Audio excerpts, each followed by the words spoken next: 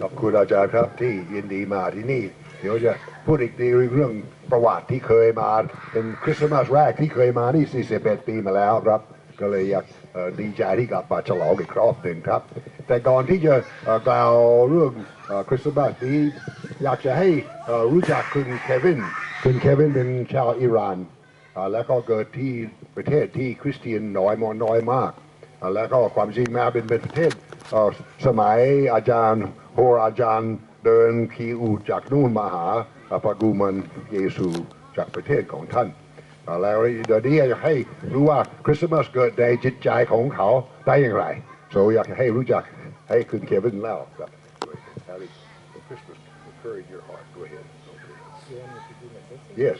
yes. I was born and raised in Iran in a Muslim family. เกิดในครอบครัวอิสลามที่ประเทศอิหร่าน Over 95% of the population is Muslim. 95%เป็นอิสลาม About 35 years ago, there was an Islamic revolution. ประมาณ35 ปีมาแล้วมีปฏิวัติที่ประเทศอิหร่าน After that, they kicked out all the missionaries. เขาไล่คนผู้ประกาศของพระเจ้าไล่ออกมิชชันนารีต่างๆ They closed many churches. ปิดคริสตจักรทั่วไป And those churches which were left were Assyrian and Armenian. มีแค่คริสตจักร2 อย่างที่พูดภาษาอัสซีเรียนะสมัยพระคัมภีร์เดิมเป็นประเทศยังเหลืออยู่เป็นคริสเตียนและอาร์เมเนีย2 คริสตจักรที่พูดภาษาเขาเท่านั้นที่จะเปิดได้ And they told them that they cannot go out to preach the gospel. และประกาศเรื่องพระเจ้าไม่ได้ที่เอาเรื่องพระเยซูไม่ได้ที่อื่น Otherwise, they will close the church. ถ้าประกาศออกจากสถานีโบสถ์ก็จะปิดคริสตจักร And Muslims were not allowed to go to church. และชาวอิสลามก็ไปโบสถ์ก็ไม่ได้ And if the Muslims convert to Christianity, they would kill them. และถ้าคนอิสลามกลับใจเป็นคริสเตียนเขาจะฆ่า When I was about 6 years old, they sent me to learn Quran. เมื่ออายุ6 ขวบก็ไปเรียนไปศึกษาคุรานพระคัมภีร์ของอิสลาม And then later on, we also had a relative which is a Muslim priest. และมีพี่น้องเป็นลุงที่เป็นบาทหลวงหรือเปรียบเทียบนะเป็นที่สอนของศาสนาอิสลาม Who would teach us about Islam every week. และทุกอาทิตย์จะมาสอนเรื่องอิสลาม But because I wanted to know God, I started asking a lot of questions. แต่ผมก็อยากจะรู้จักพระเจ้าจริงก็เลยเริ่มถามอยากจะถาม But many times I was told, don't ask these questions. แต่เขาจะตอบผมว่าอย่าถามไม่ต้องถาม Or they told me, if you search deep things of God, you will go เพราะว่า astray. ถ้าคุณจอดลึกเดี๋ยวคุณหลงทางไปเลยต้องท่องจำอย่างเดียวเชื่อ And then I thought, it doesn't make sense. มันไม่ไร้สาระ They tell me there is God who wants me to worship Him, but doesn't want me to know คือ Him เขาก deeply. ล่าวว่ามีพระเจ้าที่อยากจะให้นมัสการพระองค์แต่พระเจ้าองค์นั้นไม่อยากจะให้เรารู้จักลึกซึ้ง So also the way I saw they were cheating people in the name of religion. และผมเห็นว่าเขาเอาศาสนาและใช้ศาสนาในการโกงคนอื่นด้วย So I thought religion is just to deceive ก็เลย people. คิดว่าศาสนาเป็นเรื่องหลอกลวง And I believe there is no God. ก็เลยว่าไม่มีพระเจ้า Many times when I talk to my friends about God, เมื่อคุยกับเพื่อนเรื่องพระเจ้า I told them, don't waste your time. There ผ is ม no บ God. อกเขาว่าอย่าเสียเวลาเรื่องนี้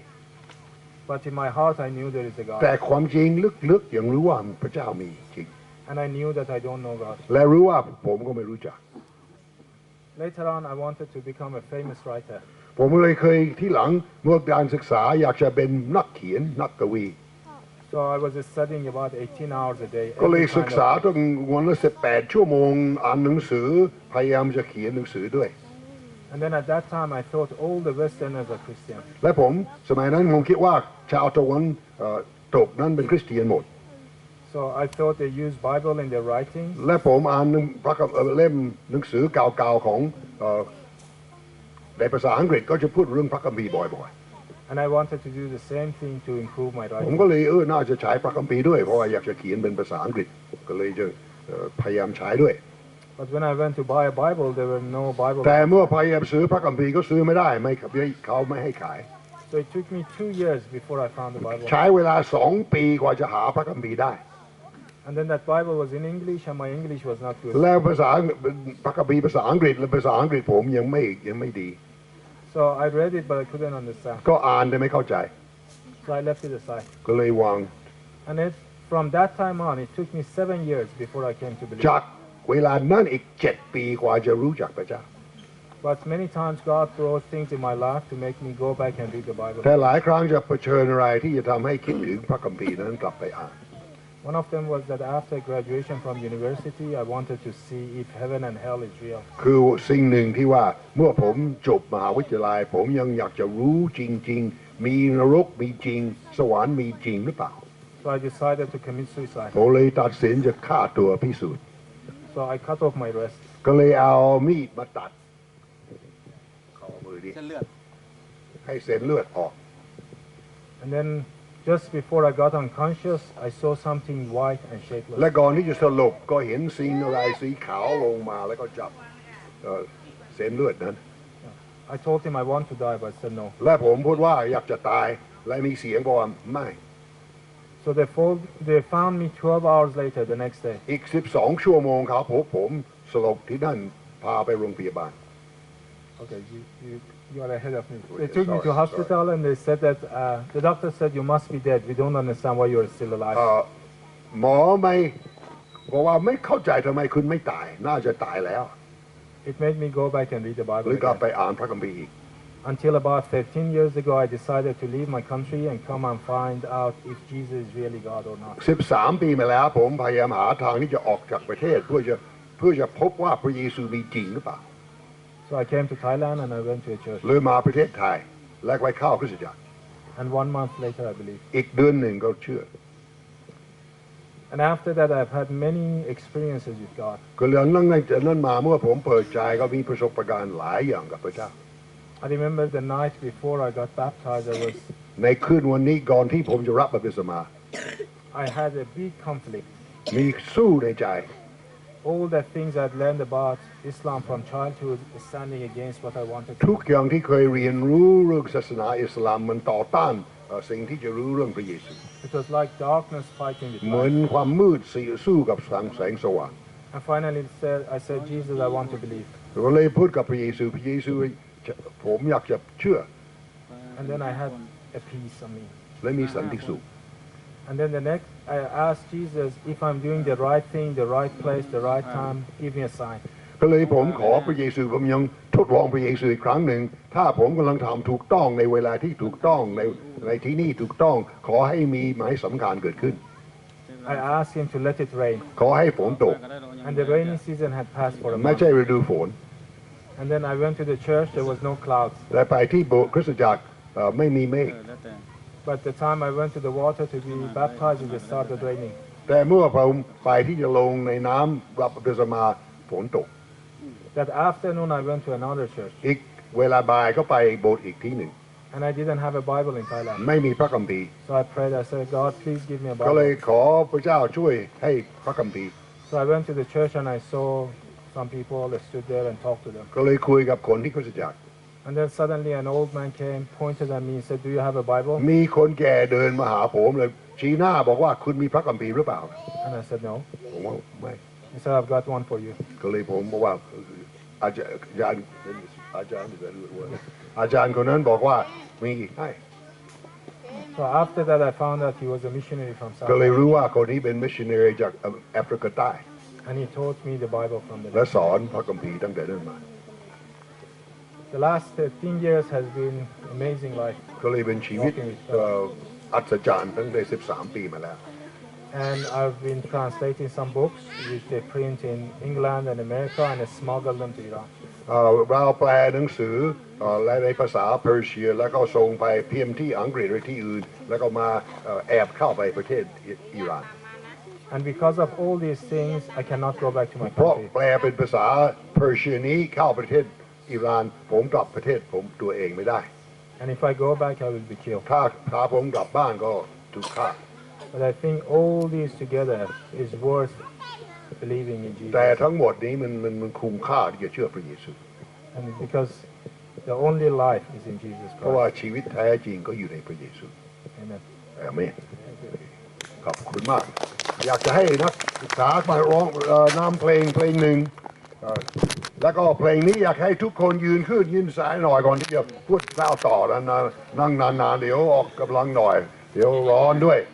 ยืนขึ้นนะครับร้องเพลงให้เพลงมีชีวิตชีวาหน่อยที่ไปเรื่องชุดอะไรนี่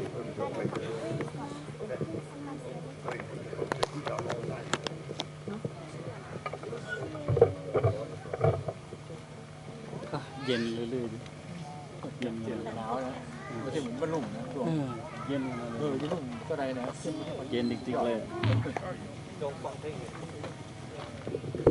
ค่ะเราจะร้องเพลงจงฟังเพลงแห่งทูตสวรรค์ค่ะ อยากจะลืมที่ว่าอาจารย์ลืมนะ30,000ได้เย็นนะเทศขาเล่เย็นชื่อ